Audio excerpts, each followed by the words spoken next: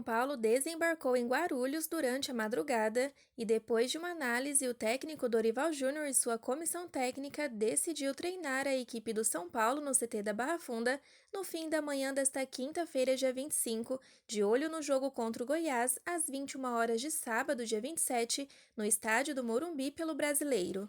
Após o aquecimento comandado pelos preparadores físicos, o grupo foi dividido para dois trabalhos específicos.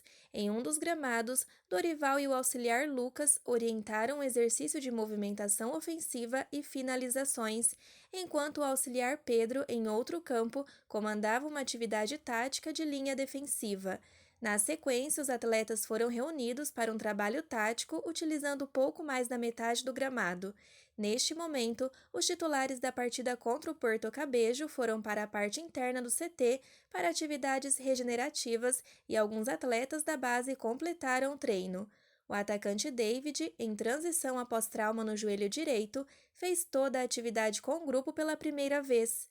O volante Mendes, desfalque nos últimos 2 jogos devido a dores no pé direito, também fez todo o treino ao lado dos companheiros. Nestor, com uma corrida no campo, e Arboleda na parte interna, deram sequência ao tratamento com a fisioterapia. O camisa 11 se recupera de uma fadiga muscular no reto femoral direito, enquanto o zagueiro tem uma fadiga muscular na região posterior da coxa esquerda. O volante Thales Costa, com sutura no menisco do joelho esquerdo, e o lateral esquerdo Wellington, com cirurgia no tornozelo esquerdo, evoluíram nos trabalhos com a fisioterapia. Hoje, a dupla fez uma atividade mais intensa no gramado, de velocidade linear. Os demais atletas em recuperação seguem nos estágios informados anteriormente. O elenco são paulino retorna ao CT da Barra Funda na manhã de sexta-feira, dia 26, para finalizar a preparação para o jogo. O GE trouxe nesta quinta mais informações a respeito do caso do goleiro que está de saída do São Paulo. Trata-se de Felipe Alves, que treina separado dos demais companheiros de São Paulo há alguns dias, e continuará assim enquanto não encontrar um novo clube para jogar e o tricolor for dirigido por Dorival Júnior. Felipe Alves foi afastado pelo treinador na semana passada, após o técnico considerar que algumas decisões do goleiro não eram condizentes com a postura que ele espera de seus jogadores. 3 atos foram cruciais para a decisão. O primeiro deles foi o de Felipe se recusar a participar do aquecimento com os demais goleiros em um jogo no Morumbi após saber que seria cortado do banco de reservas. O atleta alegou que a esposa estava com um problema de saúde e, sabendo que não ia ser relacionado, deixou o estádio mais cedo.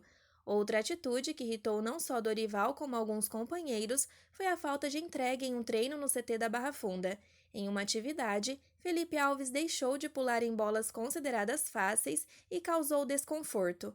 O goleiro, porém, diz ter recebido orientações para pegar leve naquele treino, pois Jandrei já estava lesionado e eles não podiam perdê-lo também.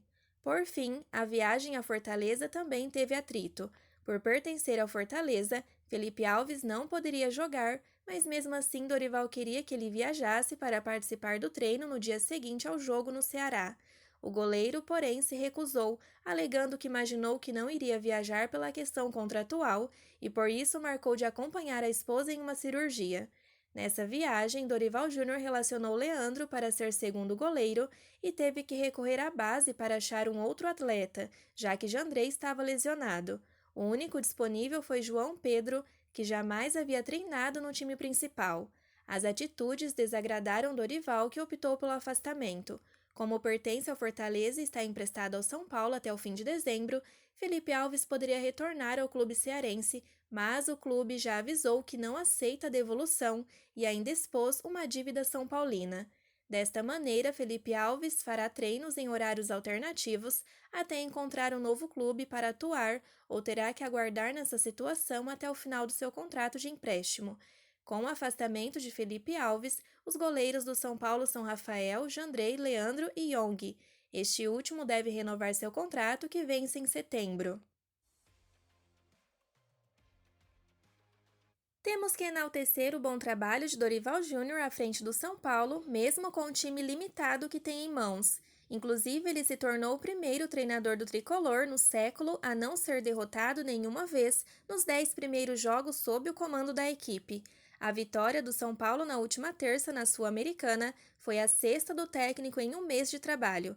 Ele acumula outros 4 empates. Dorival entrou para um seleto grupo de treinadores que conseguiram tal feito pelo São Paulo.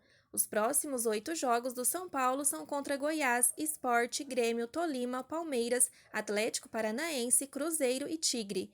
A sequência é complicada, mas a equipe vive um momento de confiança e entrosamento que dão esperanças ao torcedor.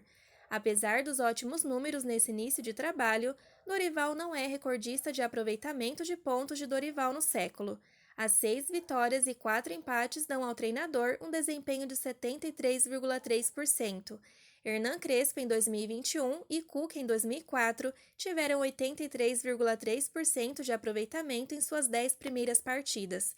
O argentino, porém, disputou 9 jogos do Paulistão e um pela Libertadores no período, enquanto Dorival teve confrontos pelo Campeonato Brasileiro, Copa do Brasil e Copa Sul-Americana. Mais do que o aproveitamento, o atual treinador já encaminhou as classificações nas 2 competições mata-mata e pode entrar no G4 do Brasileirão na próxima rodada. Em sua primeira passagem pelo tricolor em 2017, Dorival Júnior acumulou 3 vitórias, 3 empates e 4 derrotas em seus 10 primeiros jogos, um aproveitamento de 40%. O São Paulo vive uma boa fase dentro de campo e isso resulta em uma tranquilidade maior nos bastidores. Hoje, os dirigentes do tricolor paulista sabem que podem tomar decisões com mais calma, sem ter aquela pressa exagerada que muitas vezes acabam prejudicando o ambiente e o clube como um todo. Não é segredo para ninguém que o São Paulo Futebol Clube vem discutindo o assunto sobre SAF para o clube virar uma empresa no futuro. Isso é uma possibilidade que realmente tem fundamento, haja vista que já existiram reuniões de diretores com outras pessoas que trabalham no ramo, segundo as afirmações do Bola VIP.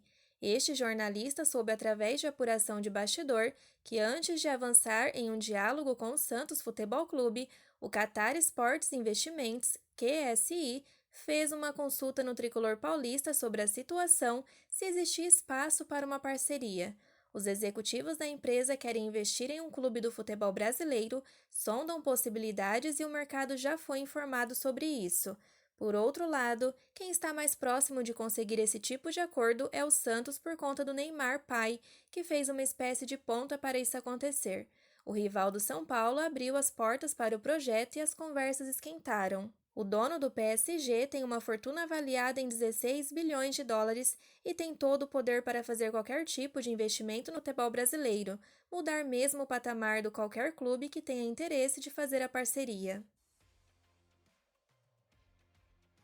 De acordo com apurações do Bola VIP Brasil, o São Paulo fez um contato por Matias Rojas do Racing, mas descarta completamente uma investida. O jogador está valorizado e já recebeu sinalizações de salários bem maiores do que o tricolor cogitaria, ou seja, não será contratado. Nos últimos dias, o nome do meia paraguaio foi novamente oferecido para os cartolas tricolores, que não abriram negociação. Ao todo, 6 clubes brasileiros foram procurados, mas recusaram por conta dos valores: Atlético Mineiro, Corinthians, Internacional, Palmeiras, São Paulo e Vasco.